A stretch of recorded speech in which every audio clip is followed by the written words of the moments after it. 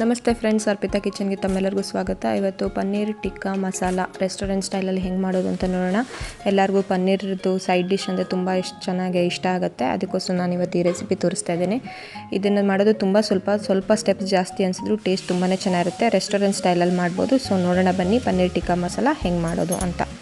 First ನಾನು capsicum, onion ಮತ್ತು ಪನ್ನೀರ್ನೆಲ್ಲ ಕ್ಯೂಬ್ಸಲ್ಲಿ cut ಮಾಡ್ಕೊಂಡಿದ್ದೀನಿ. ಸ್ವಲ್ಪ ದಪ್ಪ ಕಟ್ ಮಾಡ್ಕೋಬೇಕಾಗತ್ತೆ. ಇದಕ್ಕೆ ಪನ್ನೀರ್ ಕ್ಯೂಬ್ಸು ನಾನು ರೆಡಿ ಇರೋದನ್ನೇ ತೊಗೊಂಡಿದ್ದೀನಿ. ಕ್ಯೂಬ್ ಶೇಪಲ್ಲೇ ಇತ್ತು ಇದು. ಇಲ್ಲಾಂದರೆ ನೀವು ದೊಡ್ಡ ತೊಗೊಂಡು ಕಟ್ ಮಾಡ್ಕೋಬೋದು. ಇನ್ನೊಂದು ಬೌಲ್ಗೆ 2 ಸ್ಪೂನು ಗಟ್ಟಿಯಾದ ಮೊಸರು ತೊಗೊಳ್ಳೋಣ. ಮೊಸರು ನೀರಾಗಿರಬಾರ್ದು ಇಲ್ಲಿ. ಮತ್ತು 1 table spoon ginger garlic paste ಹಾಕ್ತಾಯಿದ್ದೀನಿ ಇದಕ್ಕೆ ನಾನು.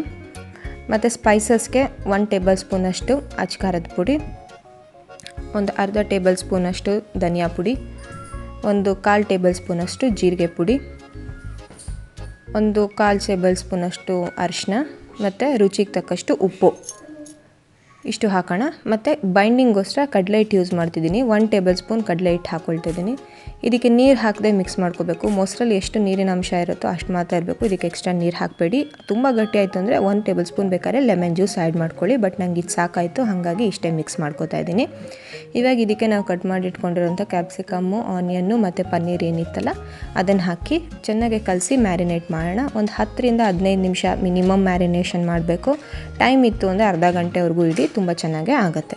ನನಗೆ ಇದನ್ನು ಕ್ಲೀನಾಗಿ ಕಲಸಿ ಮ್ಯಾರಿನೇಟ್ ಮಾಡೋದಕ್ಕೆ ಒಂದು 10ರಿಂದ 15 ನಿಮಿಷಗಳ ಕಾಲ ಸೈಡಲ್ಲಿ ಇಡ್ತೀನಿ.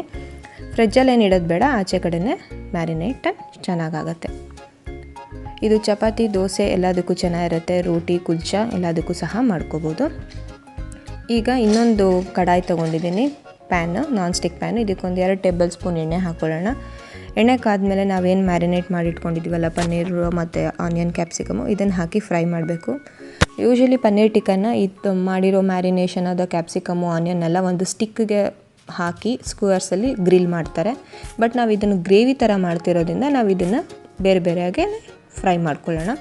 ಇದನ್ನು ಜಾಸ್ತಿ ನಾವು ಕಲ್ಕಕ್ಕೆ ಹೋಗಬೇಡಿ, ಆವಾಗ ಒಡೆದೋಗುತ್ತೆ, ತುಂಬ ಸಾಫ್ಟಾಗಿರುತ್ತೆ. ಸೊ ನೀವು ನೋಡ್ಬೋದು, ಒಂದು ಕಡೆ ಒಂದು 2 ನಿಮಿಷ ಆದಮೇಲೆ ಸ್ವಲ್ಪ ಫ್ಲಿಪ್ ಮಾಡಿ ಇನ್ನೊಂದು ಕಡೆನೂ ಒಂದು 2 ನಿಮಿಷ, ಹಾಗೆ 2 ನಿಮಿಷ ಗೋಲ್ಡನ್ ಬ್ರೌನ್ ಆಗುತ್ತೆ ನಾವು ಕಡಲೆ ಹಿಟ್ಟು ಹಾಕಿರೋದ್ರಿಂದ. ಅಲ್ಲಿವರೆಗೂ ಇದನ್ನು ಫ್ರೈ ಮಾಡ್ತಾ ಬರೋಣ. ತುಂಬಾ ಅಲ್ಲಾಡ್ಸೋಕ್ಕೆ ಹೋಗಬೇಡಿ. ಇಲ್ಲಿ ನೋಡಿ, ನಾನು ಆಲ್ರೆಡಿ 5 ನಿಮಿಷಗಳ ಕಾಲ ತಿರುಗಿಸಿ ಫ್ರೈ ಮಾಡಿದ್ದೀನಿ. ಚೆನ್ನಾಗಿ ಗೋಲ್ಡನ್ ಬ್ರೌನ್ ಆಗಿದೆ. ಎಣ್ಣೆ ಸೈಡಲ್ಲಿ ಬಿಟ್ಟಿರುತ್ತೆ. ಕ್ಯಾಪ್ಸಿಕಮು, ಆನಿಯನ್ನು ಸಹ ಚೆನ್ನಾಗಿ ಕ್ರಂಚಿಯಾಗಿ ಫ್ರೈ ಆಗಿದೆ. ಇಲ್ಲಿ ನೋಡ್ಬೋದು, ನಾನು ಹತ್ತಿರದಿಂದ ತೋರಿಸ್ತಿದ್ದೀನಿ. ಇದನ್ನು ಹಾಗೆ ತಿನ್ನೋದಕ್ಕೂ ತುಂಬ ಚೆನ್ನಾಗಿರುತ್ತೆ ಗ್ರೀನ್ ಚಟ್ನಿ ಜೊತೆಗೆ. ಇದನ್ನು ನನಗೆ ಸೈಡಲ್ಲಿ ಇಟ್ಕೋತೀನಿ. ಗ್ರೇವಿ ಮಾಡ್ಕೊಳ್ಳೋಣ ಬನ್ನಿ. ಅದೇ ಪ್ಯಾನ್ ತೊಗೊಳ್ಳಿ, ಬೇರೆ ಪ್ಯಾನ್ ಬೇಡ, ಅದರಲ್ಲೆಲ್ಲ ಫ್ಲೇವರ್ಸ್ ಇರುತ್ತೆ. ಅದಕ್ಕೊಂದು ಅರ್ಧ ಚಮಚ ನಾನು ಬೆಣ್ಣೆ ಹಾಕ್ತಾಯಿದ್ದೀನಿ. ಬೆಣ್ಣೆ ಕಾದ್ಮೇಲೆ ಇದಕ್ಕೊಂದು ಅರ್ಧ ಚಮಚ ಜೀರಿಗೆ ಹಾಕೊಳ್ಳೋಣ. ಜೀರಿಗೆ ಸ್ವಲ್ಪ ಸಿಡಿದ ಮೇಲೆ 2 ಏಲಕ್ಕಿ, ಒಂದು ಸಿನಮನ್ ಅಂದರೆ ಚಕ್ಕೆ, ಮತ್ತು ಒಂದು ಪಲಾವ್ ಎಲೆ 3 ತೊಗೊಂಡಿದ್ದೀನಿ. ಮತ್ತು ಒಂದು ಅರ್ಧ ಸ್ಪೂನು ಶುಂಠಿ ಬೆಳ್ಳುಳ್ಳಿ ಪೇಸ್ಟ್ ತೊಗೊಂಡಿದ್ದೀನಿ. ಇಷ್ಟು ಹಾಕಿ 1 ನಿಮಿಷಗಳ ಕಾಲ ಸಾಟೆ ಮಾಡೋಣ. ಸ್ವಲ್ಪ ಅದ್ರ ಫ್ಲೇವರು ಇಳ್ಕೊಳ್ಳಿ. ಅದಾದಮೇಲೆ ಒಂದು ದೊಡ್ಡ ಈರುಳ್ಳಿನ ನಾನು ಪೇಸ್ಟಾಗೆ ಮಾಡ್ಕೊಂಡಿದ್ದೆ. ಇದೊಂದು ಅರ್ಧ ಕಪ್ ಇರುತ್ತೆ. ಅರ್ಧ ಕಪ್ಪು ಈರುಳ್ಳಿ ಪೇಸ್ಟ್, ಜಸ್ಟ್ ಈರುಳ್ಳಿನ ಪೇಸ್ಟ್ ಮಾಡಿರೋದು, ಬೇರೆ ಏನೂ ಹಾಕಿಲ್ಲ. ಇದನ್ನು ಹಾಕಿ ಚೆನ್ನಾಗಿ ಫ್ರೈ ಮಾಡಬೇಕು. ಈರುಳ್ಳಿ ವಾಸನೆ ಹೋಗಬೇಕು. ನೀವು ಫ್ರೈ ಮಾಡ್ತಾ ನಾವೇನು ಪಿಂಕ್ ಕಲರ್ ಇತ್ತಲ್ಲ ಈರುಳ್ಳಿ ಪೇಸ್ಟು, ಅದು ಸ್ವಲ್ಪ ಕಲರ್ ಚೇಂಜ್ ಆಗುತ್ತೆ ಬ್ರೌನ್ಗೆ. ಅಲ್ಲಿವರೆಗೂ ಫ್ರೈ ಮಾಡ್ಕೊಳ್ಳೋಣ. ಮೀಡಿಯಮ್ ಉರಿಲಿರಲಿ, ತುಂಬ ಹೈ ಫ್ಲೇಮಲ್ಲಿ ಮಾಡೋಕ್ಕೆ ಹೋಗಬೇಡಿ. ಇದೊಂದು 2 ನಿಮಿಷ ಆದಮೇಲೆ ಇದಕ್ಕೆ ಡ್ರೈ ಪೌಡರ್ಸ್ ಹಾಕೋಣ. ಸೇಮು ಹಳದಿ ಅಂದರೆ ಅರಿಶಿನ, ಅಚ್ಕಾರದ ಪುಡಿ ಅರ್ಧ ಚಮಚ, ನಾವು ಅದಕ್ಕೂ ಖಾರ ಹಾಕಿದ್ದೀವಿ, ನೋಡ್ಕೊಂಡು ಹಾಕ್ಕೊಳ್ಳಿ. ಅರ್ಧ ಚಮಚ ಧನಿಯಾ ಪುಡಿ, 1/4 ಚಮಚ ಜೀರಿಗೆ ಪುಡಿ ಹಾಕಿ ಮಿಕ್ಸ್ ಮಾಡೋಣ. ಈ ಪೌಡರ್ಸ್ ಏನು ಹಾಕಿದ್ದೀವಿ ಅದರದ್ದು ಹಸಿ ವಾಸನೆ ಹೋಗಬೇಕು ಈರುಳ್ಳಿ ಜೊತೆಗೆ. ಸೊ 1 ನಿಮಿಷಗಳ ಕಾಲ ಹೀಗೆ ಫ್ರೈ ಆಗಲಿ ಇದು ಓಪನ್ ಆಗಿ. ಈಗ ನೋಡಿ, 1 ನಿಮಿಷ ಹುರಿದ ಮೇಲೆ ಚೆನ್ನಾಗಿ ಗಟ್ಟಿಯಾಗಿದೆ. ಈರುಳ್ಳಿದು ವಾಸನೆ ಹೋಗಿರುತ್ತೆ ಮತ್ತು ಡ್ರೈ ಪೌಡರ್ಸ್ದು. ಇವಾಗ ಇದಕ್ಕೆ 1 ಕಪ್ಪು ಟೊಮೆಟೊ ಪೇಸ್ಟ್, 2 ಮೀಡಿಯಮ್ ಸೈಜ್ ಟೊಮೆಟೊನ ತೊಗೊಂಡು ಪೇಸ್ಟ್ ಮಾಡ್ಕೊಂಡಿದ್ದೀನಿ ನಾನು. ಇದನ್ನು ಹಾಕಿ ಮಿಕ್ಸ್ ಮಾಡೋಣ. ಹಸಿ ಟೊಮೆಟೊನೇ, ಬೇಯಿಸಿಲ್ಲ, ಹಸಿ ಟೊಮೆಟೊ ಪೇಸ್ಟ್ ಮಾಡ್ಕೊಂಡಿರೋ ಅಂಥದ್ದು 1 ಕಪ್ಪಷ್ಟು ತೊಗೊಂಡಿದ್ದೀನಿ. ಇದನ್ನು ಹಾಕಿ ಮಿಕ್ಸ್ ಮಾಡೋಣ. ಮಿಕ್ಸ್ ಮಾಡಿ ಇವಾಗ ಎಲ್ಲದ್ರ ಜೊತೆಗೆ ಇದು ಚೆನ್ನಾಗಿ ಕುಡ್ಕೊಂಡು ಟೊಮೆಟೊನೂ ಬೇಯಬೇಕು. ಇವಾಗ ಇದಕ್ಕೆ ರುಚಿಗೆ ತಕ್ಕಷ್ಟು ಉಪ್ಪು ಹಾಕ್ಕೊಳ್ತೀನಿ. ನಾವು ಪನ್ನೀರ್ ಟಿಕ್ಕಾಗೂ ಆಲ್ರೆಡಿ ಉಪ್ಪು ಹಾಕಿದ್ದೀವಿ. ಸೊ ಗ್ರೇವಿಗೆ ಎಷ್ಟು ಬೇಕೋ ಅಷ್ಟು ಮಾತ್ರ ಉಪ್ಪು ಹಾಕ್ಕೊಳ್ಳಿ, ಜಾಸ್ತಿ ಹಾಕ್ಕೊಳ್ಳೋಕೆ ಹೋಗಬೇಡಿ. ಎರಡನ್ನೂ ಹಾಕಿ ಮಿಕ್ಸ್ ಮಾಡಿ ಇದೊಂದು 2 ನಿಮಿಷಗಳ ಕಾಲ ಚೆನ್ನಾಗೆ ಬೇಯಲಿ. ಮುಚ್ಚಿ ಬೇಯಿಸೋಣ, ಸೊ ದಟ್ ಚೆನ್ನಾಗಿ ಅದು ಎಣ್ಣೆ ಬಿಟ್ಕೊಳ್ಳುತ್ತೆ ಸೈಡಲ್ಲೆಲ್ಲ. ಈಗ ನೋಡಿ, 2 ನಿಮಿಷಗಳ ಕಾಲ ಚೆನ್ನಾಗಿ ಬೇಯಿಸಿದ್ದೀನಿ. ಸೈಡಲ್ಲೆಲ್ಲ ಎಣ್ಣೆ ಬಿಡ್ತಾ ಬರುತ್ತೆ. ಚೆನ್ನಾಗಿ ಗಟ್ಟಿಯಾಗಿದೆ, ಹಸಿ ವಾಸನೆ ಎಲ್ಲ ಹೋಗಿರುತ್ತೆ. ಇವಾಗ ಇದಕ್ಕೆ ನಾವೇನು ಪನ್ನೀರ್ ಟಿಕ್ಕಾ ಮಾಡ್ಕೊಂಡಿದ್ವಲ್ಲ ಇದನ್ನು ಆ್ಯಡ್ ಮಾಡೋಣ. ನೀವು ಅಬ್ಸರ್ವ್ ಮಾಡ್ಬೋದು, ನಾನು ಯಾವುದೇ ಹಂತದಲ್ಲಿ ನೀರು ಇನ್ನೂ ಯೂಸ್ ಮಾಡಿಲ್ಲ. ಸೊ ನೀರು ಹಾಕದೇ ನಾನು ಇಷ್ಟು ಫ್ರೈ ಮಾಡಿದಾಗ ಇದ್ರ ಟೇಸ್ಟ್ ಜಾಸ್ತಿ. ಫೈನಲಿ ಇವಾಗ ನಾವು ಪನ್ನೀರ್ ಟಿಕ್ಕಾ ಹಾಕಿದ್ಮೇಲೆ ನೀವು ಕನ್ಸಿಸ್ಟೆನ್ಸಿ ನೋಡಿಕೊಂಡು ನೀರು ಆ್ಯಡ್ ಮಾಡಬೇಕಾಗತ್ತೆ. ನಾವು ಆಗಲೇ ಪನ್ನೀರ್ದು ಏನು ಮ್ಯಾರಿನೇಷನ್ ಮಾಡಿದ್ವಲ್ಲ ಅದೇ ಪಾತ್ರೆಗೆ ನಾನೊಂದು 1/4 ಬಟ್ಲು ನೀರು ಹಾಕಿದ್ದೀನಿ. ನೀವು ಇಲ್ಲಿ ನೋಡ್ಬೋದು ಎಷ್ಟು ಕಮ್ಮಿ ನೀರು ಯೂಸ್ ಮಾಡಿದ್ದೀನಿ ಅಂತ.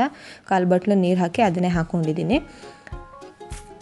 ಹಾಕಿ ಮಿಕ್ಸ್ ಮಾಡಿ, ಇದನ್ನು ಓವರ್ ಮಿಕ್ಸ್ ಮಾಡೋಕ್ಕೆ ಹೋಗಬೇಡಿ. ನಾನು ಆಗಲೇ ಹೇಳ್ದಂಗೆಲ್ಲ ಸಾಫ್ಟಾಗಿರುತ್ತೆ, ಒಡೆದೋಗುತ್ತೆ. ಸೊ ಮುಚ್ಚಿ ಇದನ್ನು ಇನ್ನೊಂದು 2 ನಿಮಿಷಗಳ ಕಾಲ ಬೇಯಿಸ್ಬಿಡೋಣ. ಸೊ ದಟ್ ಅದನ್ನೆಲ್ಲ ಚೆನ್ನಾಗಿ ಕಂಬೈನ್ ಆಗುತ್ತೆ ಅಂತ ಅಷ್ಟೇ. ಇವಾಗ ನೋಡಿ 2 ನಿಮಿಷ ಆಗಿದೆ, ಚೆನ್ನಾಗಿ ಬೆಂದಿದೆ, ಇದು ಚೆನ್ನಾಗಿ ಕಂಬೈನ್ ಆಗಿದೆ, ಪರ್ಫೆಕ್ಟ್ ಕನ್ಸಿಸ್ಟೆನ್ಸಿಲಿದೆ. ನನಗಿದು ಗಟ್ಟಿ ಸರಿಗಿದೆ ಅನಿಸುತ್ತೆ. ನಿಮಗೆ ಬೇಕಾದ್ರೆ ಇಂಚೂರು ನೀರು ಮಾಡ್ಕೋಬೋದು. ಇವಾಗ ಫೈನಲಿ ಇದಕ್ಕೆ 2 ಟೇಬಲ್ ಸ್ಪೂನ್ ಹಾಲು ಅಥವಾ ಕೆನೆ ಅಂಶ ಏನಿದೆ ಅದನ್ನ ಹಾಕ್ತಿದ್ದೀನಿ ರಿಚ್ನೆಸ್ಗೋಸ್ಕರ, ಮತ್ತು ಅರ್ಧ table spoon garam masala finally ಹಾಕಿ 1 ನಿಮಿಷ ಸಾಟೆ ಮಾಡೋದ್ರಿಂದ ಫ್ಲೇವರ್ ಚೆನ್ನಾಗಿರುತ್ತೆ. ಫಸ್ಟೇ ಗರಂ ಮಸಾಲ ಯಾವತ್ತೂ ಯೂಸ್ ಮಾಡಬೇಡಿ ಗ್ರೇವಿಗಳಿಗೆ. ಸೊ ಇವಾಗ ಚೆನ್ನಾಗಿ ಮಿಕ್ಸ್ ಮಾಡಿದ್ದೀನಿ. ಇದನ್ನು 1 ನಿಮಿಷ ಹಾಗೆ ಬಿಡ್ತೀನಿ. 1 ನಿಮಿಷ ಬಿಟ್ಟರೆ ಗರಂ ಮಸಾಲ ಫ್ಲೇವರೆಲ್ಲ ಇಳ್ಕೊಳ್ಳುತ್ತೆ. ನಮ್ಮದು ಪನ್ನೀರ್ ಟಿಕ್ಕಾ ಮಸಾಲ ರೆಡಿಯಾಗಿರುತ್ತೆ. ನಾನು ನಿಮಗೆ ಕ್ಲೋಸಪ್ಪಲ್ಲಿ ತೋರಿಸ್ತೀನಿ. ಇವಾಗ ನೋಡಿ ಎಷ್ಟು ಚೆನ್ನಾಗಿ ಬೆಂದಿದೆ, ಎಷ್ಟು ಚೆನ್ನಾಗಿ ಎಣ್ಣೆ ಬಿಟ್ಕೊಂಡಿದೆ. ಟೇಸ್ಟು ಅಷ್ಟೇ ತುಂಬ ಚೆನ್ನಾಗಿದೆ. ಇದು ಗೀ ರೈಸು, ಪರೋಟ, ಚಪಾತಿ, ಪೂರಿ ಎಲ್ಲದಕ್ಕೂ ತುಂಬಾ ಚೆನ್ನಾಗಿರುತ್ತೆ. ಟ್ರೈ ಮಾಡ್ತೀರಾ ಅಂದ್ಕೊಂಡಿದ್ದೀನಿ. ನೋಡಿ ಇಲ್ಲಿ ಕ್ಲೋಸಪ್ಪಲ್ಲಿ ನೋಡ್ಬೋದು ನೀವು ಎಷ್ಟು ಚೆನ್ನಾಗಿ ಎಣ್ಣೆ ಬಿಟ್ಟಿದೆ ಮತ್ತು ಎಷ್ಟು ಚೆನ್ನಾಗಿ ಒಳ್ಳೆ ಫ್ಲೇವರ್ ಬರ್ತಿದೆ. ಈ ವಿಡಿಯೋ ನಿಮ್ಗೆ ಇಷ್ಟ ಆಗಿದೆ ಅರ್ಪಿತಾ ಕಿಚನ್ಗೆ ಸಬ್ಸ್ಕ್ರೈಬ್ ಮಾಡಿ, ಲೈಕ್ ಮಾಡಿ, ಹಾಗೆ ಕಮೆಂಟ್ ಮಾಡಿ ನೀವು ಇದನ್ನು ಟ್ರೈ ಮಾಡಿದರೆ. Thank you so much. Next ವಿಡಿಯೋದಲ್ಲಿ ನಿಮಗೆ ಸಿಗ್ತೀನಿ ನಾನು.